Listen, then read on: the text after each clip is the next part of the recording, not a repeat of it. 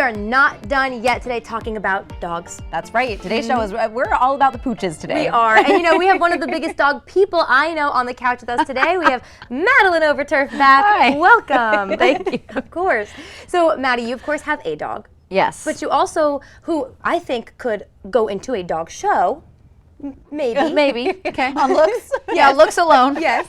But you're also a fan of dog shows in general. You were just at one locally here on Delmarva. Can you tell us a little bit about it? Yes. So for those who aren't familiar, the Eastern Shore Classic Dog Show was held Saturday and Sunday, November 12th, 13th at the Civic Center in Wicomico County for the Mississippian Kennel Club and the Salisbury, Maryland Kennel Club. So it's, if you've never been to a dog show, a lot of people have seen the movie Best in Show, which is very accurate. But if you've never been to a dog show, they judge dogs based on their temperament, their appearance, their breed standards. So every dog was bred for a specific purpose. Like Dalmatians, which I have, are bred to be carriage dogs. So they look to see, do they have the right length that they could run along the carriage in their legs, and do they have the right snout, things like that. So they examine the dog, they see how they meet breed standards, and they go in their groups, which is like hounds, toys, spaniels, things like that. Not spaniels is not a group. Toys, hounds, sporting, non-sporting, I could go on.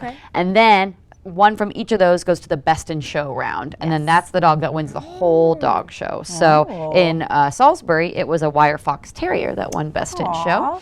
Yeah, and so that's sort of a lead into the National Dog Show, which is my pilgrimage every year. I was going to say, yeah, you might be wondering why we have, you know, local news anchors. Dog show fan. Talking about dog shows, because she is no stranger to them. I love what you just said, though, because I always just thought it was who has the best haircut. I didn't know what they're judged by, and I think like you and I were talking off the air a little bit about it, that, you know, lots of people are dog people, but not everybody is a dog show person, and like this is your event. I love that it's a tradition for you. Yes, it is. Yeah. So you're going to the National Dog Show yet again this year, where you might see some local dogs. That's absolutely accurate. So the National Dog Show, many people are familiar with this because it airs on NBC, so on Coast TV, on Thanksgiving Day. It's done it for years and years and years now, but it's filmed actually in Philadelphia the Saturday before Thanksgiving, because obviously it's not a live dog show, because the dog show is like 8 hours long. Yes. You only have 2 hours on television, the highlights per se. So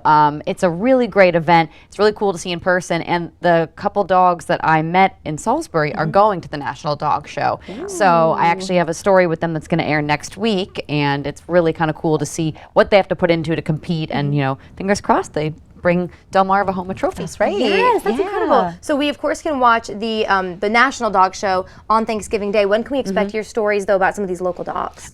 In the days leading up to the National Dog Show, so Monday, Tuesday, or Wednesday, exactly. But no, and it's a really great event. Like one of my favorite interviews I had at the Salisbury show was the owner said, "This is the only sport that you can have amateurs compete against professionals and anyone can win." That is true. And you've seen dogs who have competed one time before, and it's just their owner who's also their handler, their breeder, you know, had them as their puppy. And then there's people who own the dog but live states away from the dog, and the dog's been in like 28 shows nationally. So it's a crazy range of experience, but it's all people who love the animals, and there's a lot of families involved too. There's a lot of like young handlers, children, so it's like a family-friendly sport, and it's just happy.